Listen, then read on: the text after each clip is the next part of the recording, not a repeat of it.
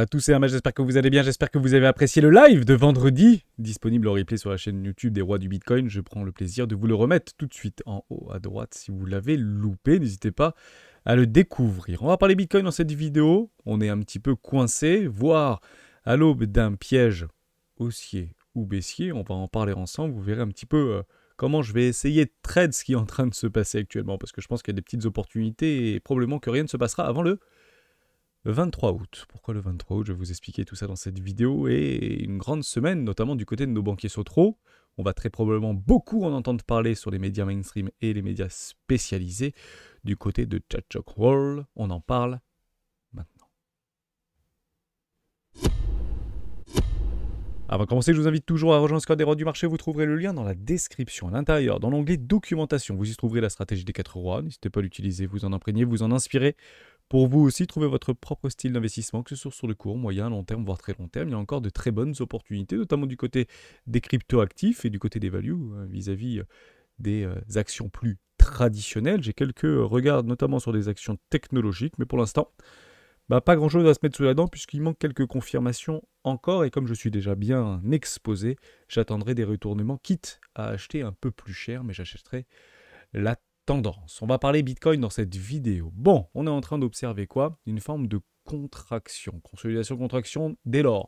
Il y a bien évidemment des liquidités qui se trouvent au nord comme des liquidités qui se trouvent au sud. Et quand on actionne et quand on accumule les liquidations au nord comme au sud, on a une vision, une perception du marché en forme de triangle.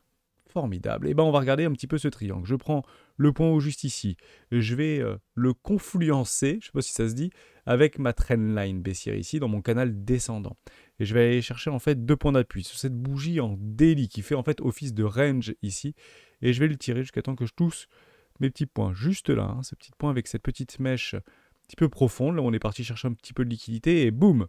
Objectif, c'est de rebondir. Je vais rester en daily dès lors. Si je suis trader de range, trader de consolidation, j'irai plutôt chercher les bornes hautes de ce triangle et j'irai chercher plutôt les bornes basses de ce triangle pour le trade. Donc ici je long, ici je short, jusqu'à temps que ça devienne de plus en plus coincé, de plus en plus refermé, et d'avoir en fait en attendant une résolution.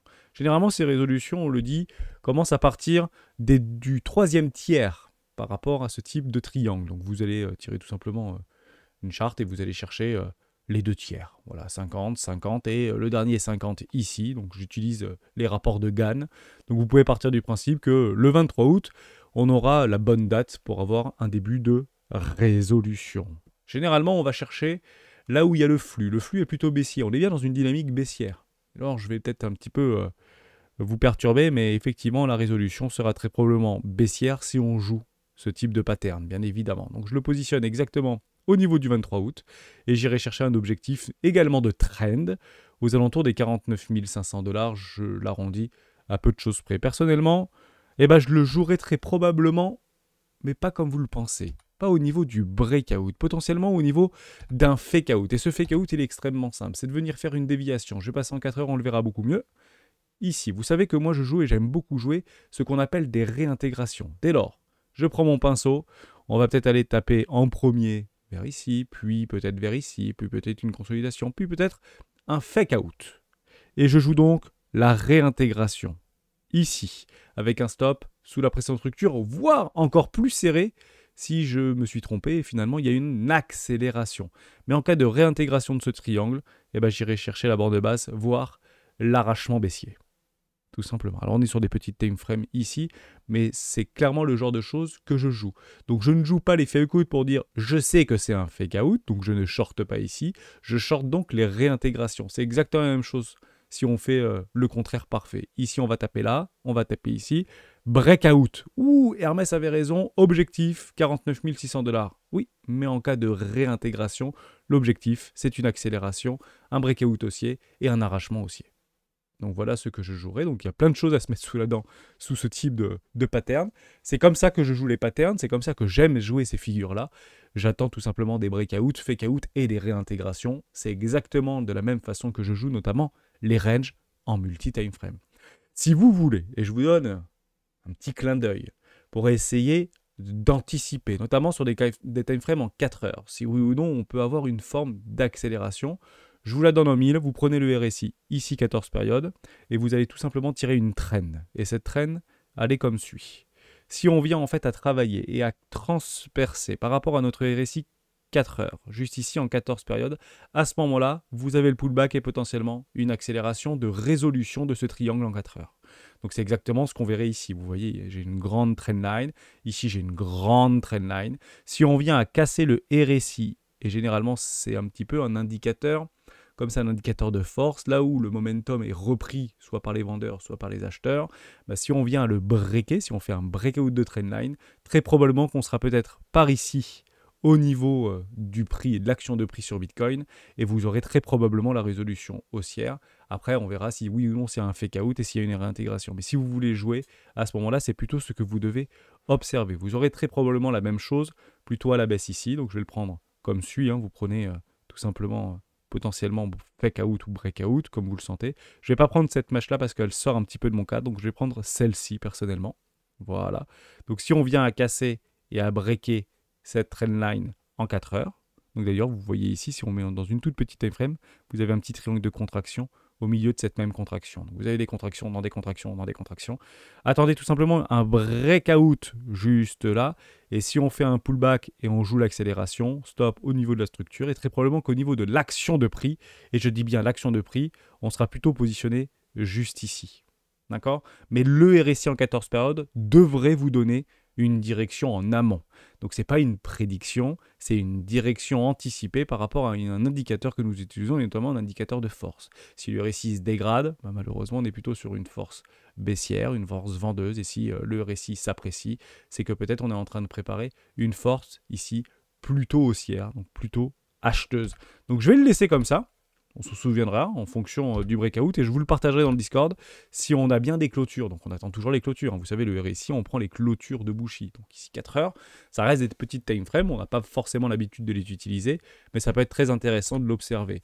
Le juge de paix est toujours l'action de prix et au niveau de ses réintégrations et de ses expansions, tout simplement. Je vous parlais de Jackson Hole, donc c'est tout au long de la semaine, donc jeudi, vendredi et samedi, c'est le symposium, donc c'est les banquiers centraux de la planète entière qui se réunissent et qui participent et s'expriment lors de conférences notamment. L'année dernière, c'était sur l'inflation, et l'année d'avant, c'était sur les prix à la production, et puis l'année d'avant, c'était, bon, voilà, grosso modo, c'est un petit peu ce qu'on appelle la grande réunion des argentiers de la planète, des plus grands argentiers de la planète, et qui discutent un petit peu des grandes tendances à venir sur les 3, 5, 10, peut-être 20 prochaines années au niveau des politiques monétaires. Ce qu'il faut en fait avoir sous l'œil, c'est que l'année dernière, très exactement, il n'y avait pas eu beaucoup de fluctuations ou de volatilité sur cette fin de mois d'août. Pourquoi l'ère des taux d'intérêt élevés est appelée à durer? C'était clairement lors de Jackson Hole de 2023, c'était donc le 26 août 2023.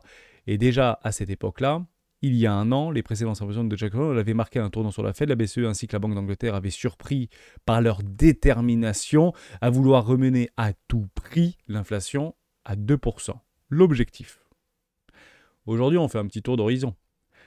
Les États-Unis, 2,9. Pas fabuleux. L'Europe, 2,6. C'est un tout petit peu mieux. Donc vous voyez qu'on a une inflation moins élevée en Europe qu'aux États-Unis. Bon, en même temps, on a une croissance quand même beaucoup moins élevée et on est un petit peu moins véloce par rapport à une économie où chômage ou enfin les indicateurs que nous pouvons nous présenter, bien évidemment, même s'ils sont pas forcément le reflet de la réalité. Donc on est encore éloigné. On est encore loin de ces 2%. Dès lors, peut-être qu'on peut attendre pour cette année et cette rentrée des banquiers centraux, notamment pour septembre. Oui, très probablement une baisse de taux, comme l'a fait la BCE en juin dernier, en baissant de 0,25 points. Je vous le dis franchement, ça n'a pas changé la dynamique et le regard du monde, mais ça a en fait donné une impulsion tendancielle. On est passé sur une forte hausse, comme qu'on n'avait pas vécu depuis les années 80, vers une phase de plateau et une dégradation, une baisse des taux. Donc c'est bien en fait cette cassure qui donne une impulsion tendancielle par rapport à une politique de monnaie de banquiers centraux, de banque centrale. Le gros problème, c'est que si on repart à la hausse, si l'inflation s'emballe, et si elle est plus sous contrôle, à ce moment-là, les marchés cracheront comme jamais ils ont craché, et peut-être que c'est ici qu'on attendra le plus grand crash de l'humanité, comme on peut le voir passer tout au long du week-end sur nos plus belles applications de, comment je pourrais dire ça, de spécialisées ou de communication spécialisée. Tant qu'on n'a pas ce type d'élément, en fait, ça sert strictement à rien de le jouer. C'est même pas de la prédiction, c'est même pas Madame Irma, c'est tout simplement pire que ça. C'est impossible de le concevoir si vous voulez. Alors je ne dis pas que ça ne va pas arriver, je dis qu'en fonction des éléments que nous avons actuellement sous les yeux, c'est irrationnel de vouloir le jouer, tout simplement. Puisque les marchés peuvent rester de toute manière irrationnels en fonction des éléments qu'ils ont, plus longtemps que nous ne pouvons rester, dit solvables. Ici, c'était voilà, par exemple 4,25 par rapport à la BCE. Est-ce que ça va donner, entre guillemets, la main à la Fed pour pouvoir baisser ses taux? C'est en tout cas ce que le consensus l'a décrit. J'aime bien ce type de choses parce que ça me fait quelques lectures le week-end. Bitcoin, une nouvelle chute des prix est-elle imminente? Ça, c'est un article de Bloomberg qui a été repris par Contributions. Ça vous donne pas beaucoup plus d'éléments, juste au niveau d'une moyenne mobile. Donc ça permet un petit peu des écrits, c'est des titres qui sont très accrocheurs. On est bel et bien sous la moyenne mobile, 200 périodes notamment en journalier, c'est pas très positif. Généralement, on attendra de réintégrer cette moyenne mobile fameuse rouge. Vous vous rappelez qu'on en parlait depuis très très longtemps de cette moyenne mobile, la team moyenne mobile, que ce soit en daily ou que ce soit en hebdomadaire, ici sur les 39 000 $. Ça reste un objectif de cours aux alentours des 42 000 $. Je reste convaincu qu'on a encore la possibilité d'y aller, puisque actuellement, je ne suis pas invalidé. Donc ma conviction n'est pas on va y aller, ma conviction c'est que les éléments que j'ai sous les yeux m'invitent à penser qu'on peut encore y aller. Je ne suis pas invalidé par rapport à cet objectif de prix. Et c'est comme ça qu'il faut le travailler, c'est comme ça qu'il faut tout simplement avancer. Si on fait un petit tour du côté de Ichimoku Kinkoyo, bon bah c'est pas très compliqué. En horaire, c'est baissier. En 4 heures, c'est baissier. On est sous le nuage, on essaie de réintégrer un petit peu le prix, mais vous voyez bien que ça commence à galérer. La Tenkan et la Kijun sous le nuage, la Tenkan dans une forme de neutralité. On passe en daily, c'est baissier. On est sous le nuage. La Chikuspan sous les prix. La Tenkan au-dessus des prix. La Kijun au-dessus des prix. Et ça fait office de résistance d'ailleurs. Si vous partez en hebdomadaire, c'est baissier. On tente d'essayer de trouver un point d'appui un petit peu hypothétique au niveau de notre Kijun qu'on a cédé. On est sous la Kijun, sous la Tenkan. Objectif de cours, probablement d'aller chercher une SSA, voire une SSB comme Ethereum nous l'a fait précédemment. Ici, on est clairement venu traverser littéralement Tenkan, Kijun, puis SSA et ici, point d'appui SSB, et on passe sous les prix, sous Tenkan et potentiellement sous Kijun au niveau de notre Chikou. Donc c'est pas très haussier pour être tout à fait franc avec vous. Et là, la Chikou est en train de traverser les prix. Dès lors, encore un nouveau signal pour nous dire qu'on est éventuellement dans un environnement de consolidation qui peut durer beaucoup plus longtemps que nous le pensons. J'ai une perspective aux alentours de fin octobre, à peu près personnellement, par rapport à une forme de résolution ou d'expansion, je l'espère bien évidemment, haussière. Mais d'ici là, on aura très probablement raclé la liquidité. Dès lors, ne nous enfermons pas dans une forme d'œillère vis-à-vis des informations et des flux peut-être un petit peu trop manipulés, orientés vis-à-vis de nos flux. Ici, si je prends un an, on voit bien qu'on est assez polarisé. Et est-ce qu'on ira, à votre avis, plutôt aller chercher les 76 000 $? Je vous le dis, je pense que si on part chercher les 76 000 $, c'est très probablement pas pour se retourner. C'est pour breaker, accepter, puis accélérer. Et il y a encore la liquidité qui se trouve à partir des 50 000, mais jusqu'aux 40 000, voire un petit peu en dessous. La question est de savoir si elle existe encore, cette liquidité.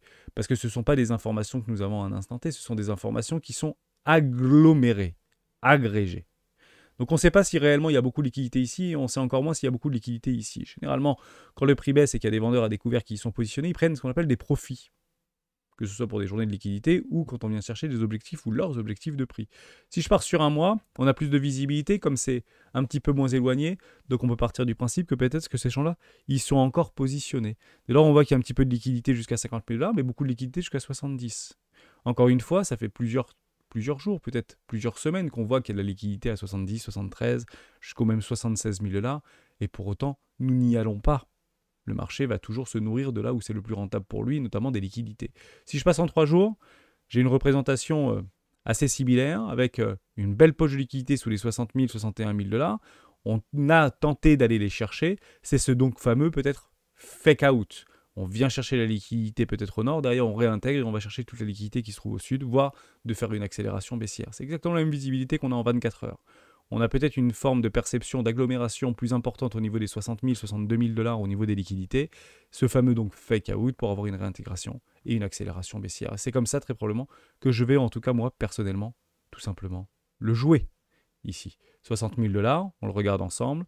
On va chercher peut-être tantôt en bas, tantôt, hop, 60 000 $, réintégration, toute la liquidité a été prise, on vient chercher tous les highs, et puis on va chercher la bonne direction, tout simplement. Hein, l'objectif, c'est toujours la même chose.